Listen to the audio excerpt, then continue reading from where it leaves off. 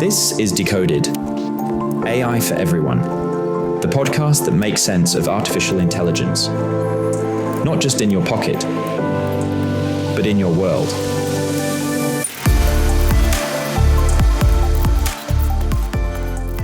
Today, we're going to do something a little different. Instead of a standard episode of Decoded, AI for Everyone, I want to share a short extract from our sibling show, Decoded, the Decision Layer.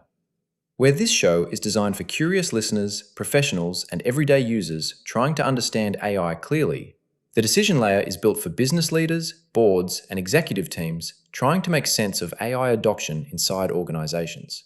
I'm sharing this extract because the issue it explores is no longer just a boardroom issue. AI is already entering the workplace through approved tools, embedded software, and informal use. It is showing up in documents, analysis, emails, customer interactions, workflows, reports, and decision support. That means AI adoption is no longer only about whether an organization has an AI strategy. It is about whether leaders know where AI is already being used, what it is influencing, and who owns the outcome. So this is a short take from Decoded, the Decision Layer, on the AI accountability gap, and what changes when AI starts acting inside the enterprise. Australian directors may already be further inside the AI accountability frame than many realise. Not because a new AI Act has arrived, not because some future regulator has created a new category of artificial intelligence liability, but because the existing duties are already there. ASIC has now made the point clearly. Existing laws are technology neutral. Existing governance duties still apply. And as companies increasingly deploy AI, that use of AI is one of the issues directors must pay attention to as part of their existing duties.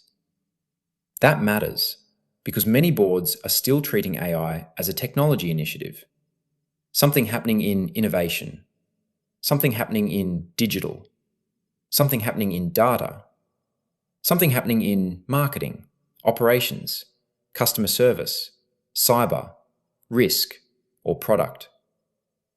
But AI does not stay neatly inside one department. It moves through workflows. It influences decisions. It touches customers. It reshapes how employees act. It changes what information leaders see. And increasingly, it starts doing things. That is the shift. The problem is no longer simply that people are using AI. The problem is that AI is beginning to act inside the enterprise. And when AI starts acting, the accountability model has to change. So the question for boards and executives is not, do we have an AI policy? The better question is, do we know where AI is acting, who or what is making decisions, what systems are enabling it, and who is accountable when something goes wrong? That is today's episode, and that is where APIG comes in. Here is the tension. Boards and executives are being told two things at once. First, they are being told they need to move faster on AI. They need productivity, efficiency, better customer service. They need better analysis, automation. They need new operating leverage. And to be fair, all of that is true. But at the same time, regulators, customers, employees, and markets are asking a very different question. They are asking, who is accountable? Who approved this? Who tested this? Who monitored this? Who knew this system was being used?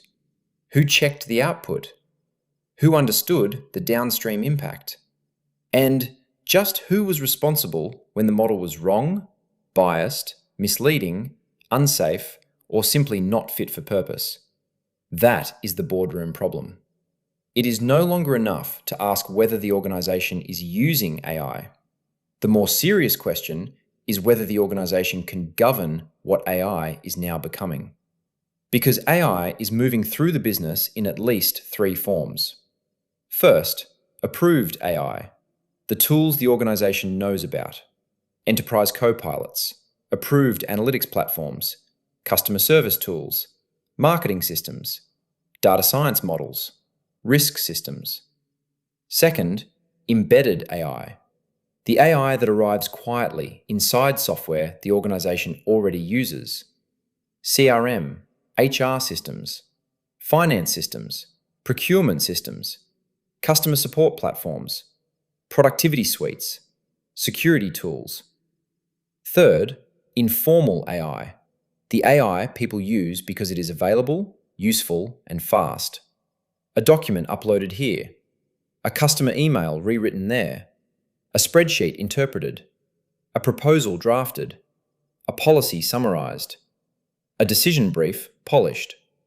And all of this creates a visibility problem, because leadership can believe AI adoption is controlled, while the operational reality is far more distributed. That was the point we made in the pilot. AI capability and AI governance are not always moving at the same speed. And where capability moves faster than governance, accountability gaps emerge. In episode 1, we are going to put a model around that gap. A PIG. Actors, practices, infrastructure, governance. Not as an academic construct, as a practical way of asking better executive questions. Who or what is acting? How is work actually being performed? What infrastructure enables that action? And how is all of it governed? So the first executive question is simple. What does this mean for us? And the answer is this. AI is moving from assistance to agency. That sounds technical, but it is actually an operating model issue. At the early stage, AI is mainly assistive. It helps someone write something, summarizes a document, creates a draft, answers questions, and analyzes a dataset. The human remains clearly in control. The boundaries are visible. The risk is manageable, at least in principle. But then AI becomes augmentative. It starts influencing human judgment. It recommends next best actions. It prioritizes cases. It ranks prospects. It flags risks. It suggests decisions. It changes what a human sees first. And once a system changes what a human sees first, it is no longer merely producing content. It is shaping attention. That matters, because attention shapes judgment. Then AI moves again. It becomes agentive, and it does not just suggest, it acts. It opens a ticket, drafts and sends a response, updates a record, and triggers a workflow. It escalates a case, compares suppliers, negotiates scheduling, and monitors an inbox. It interacts with other systems and coordinates tasks across platforms. At that point, AI is not just a tool. It has become an actor inside the enterprise, inside itself. And this is where traditional governance language starts to feel too thin. Because most organizations still think in terms of people, process, and technology. That model has served enterprise transformation for decades. People do the work, process structures the work, technology enables the work. But agentive AI changes the relationship between all three. Because now the technology may also perform part of the work. It may influence how people work. It may dynamically change the process. It may act across systems. It may create outputs that become inputs into another workflow. It may even shape a decision environment that no single person fully observes. So the question becomes, is people, process, and technology enough when technology itself begins behaving like an operational participant? I do not think it is. Not because people, process, and technology is wrong. It is still useful. But it was built for a different era of transformation. An era where technology was mostly infrastructure, system, application, automation, or tool. AI, particularly agentive AI, is different. It introduces distributed agency. That means action is spread across humans, software systems, models, vendors, platforms, datasets, workflow rules, and decision structures. And once agency becomes distributed, accountability becomes harder to locate. That is the first big idea. AI adoption is no longer just a technology implementation. It is an agency management problem. Many business leaders are making a dangerous distinction between serious AI and light touch AI. They assume agentic AI is the high-risk version, requiring strategy, governance, and board attention, while everyday AI use is somehow lower risk because it is informal, limited, or not yet part of an official strategy. That distinction is false. The absence of an AI strategy does not mean the absence of AI risk. In many organizations, AI is already being used inside teams, decisions, workflows, documents, analysis, customer interactions, and operational processes. The board may believe AI has not yet arrived, while the operational layer is already experimenting with it. That is the epistemic distance. The risk is not only that leaders misunderstand AI, the greater risk is that they misunderstand where AI is already operating inside the organization. So, let's bring this down to 3 key takeaways. First, AI is not just a tool issue, it is an accountability issue. Once AI starts influencing decisions or acting inside workflows, leaders need to know where it is operating and who owns the outcomes. Second, directors and executives should not wait for AI-specific legislation before acting. ASIC has already made it clear that existing obligations apply and that technology-neutral laws give regulators a basis to act. Boards should assume AI governance is already inside their field of responsibility. Third, people, process, and technology is no longer enough on its own. For agentive AI, leaders need to understand actors, practices, infrastructure, and governance. Who or what is acting? How is work actually being performed? What enables the action? And who governs it?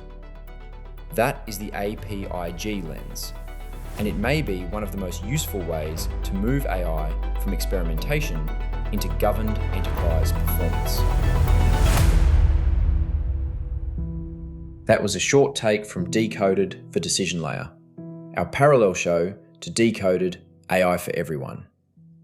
If you are a business leader, board member, executive, advisor, or simply interested in how AI is being adopted inside the workplace, you can find the show on Spotify, Amazon, Apple, iHeart, or direct at decisionlayer-podcast.com. As we continue to research and produce Season 4 of Decoded, AI for Everyone, we will keep moving into applied intelligence with more focus on real-world use, practical workflows, and what AI is making possible right now. I'm Joel Leslie. Stay aware, stay intentional, stay curious. That was a taste of The Decision Layer, the sister show to Decoded, AI for Everyone.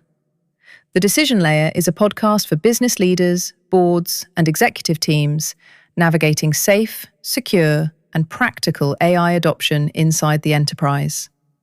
If you would like to hear more about AI adoption in the workplace, search for Decoded, the Decision Layer, on Spotify, Apple, Amazon, or iHeart.